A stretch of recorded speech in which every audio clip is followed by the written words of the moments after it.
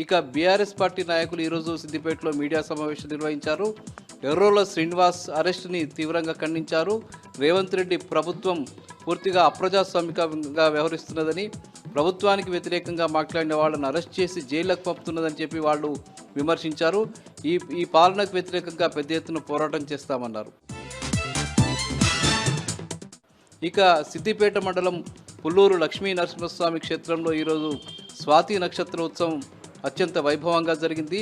ప్రతి నెల నరసింహస్వామి జన్మ నక్షత్రం రోజున అక్కడ స్వాతి నక్షత్ర ఉత్సవం వైభవంగా జరపడం అనేది జరుగుతుంది. అందులో భాగంగా జరిగినటువంటి కార్యక్రమంలో భక్తులు పెద్ద సంఖ్యలో పాల్గొన్నారు.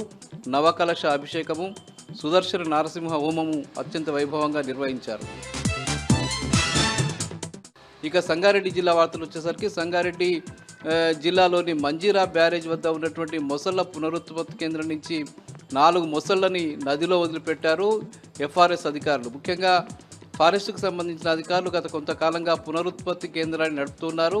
ఇటీవల ప్రభుత్వం నుంచి సరైనటువంటి నిధులు విడుదల కాకపోవడంతో వాటిని మెయింటైన్ చేయడం కష్టమవుతుందని చెప్పి అధికారులు వాటిని తిరిగి నదిలో వదిలిపెట్టారు. 4 మొసళ్ళను వదిలిపెట్టారు. ఆ 4 మొసళ్ళు కూడా ఈ మధ్య వివిధ ప్రాంతాల్లో కనిపిస్తున్నటువంటి పరిస్థితి ఉంది. ముఖ్యంగా మత్స్యకారులకు చాలా ఇబ్బందికరమైనటువంటి పరిస్థితి నెలకొని ఉంది.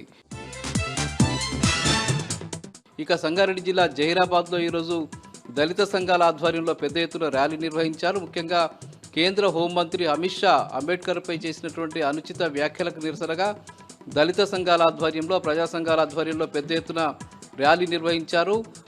అమిత్ షాకు సంబంధించిన దిష్టిబొమ్మను దగ్ధం చేశారు. పోలీస్ స్టేషన్లో అమిత్ షాపై ఫిర్యాదు చేశారు. ఆయనను కేంద్ర మంత్రివర్గం నుంచి తొలగించాలని చెప్పి దళిత సంఘాలన్నీ డిమాండ్ చేశాయి. ఇవి ప్రధానంగా ఈరోజు ఉమ్మడి మెదక్ జిల్లాలో ఉన్న వార్తలు.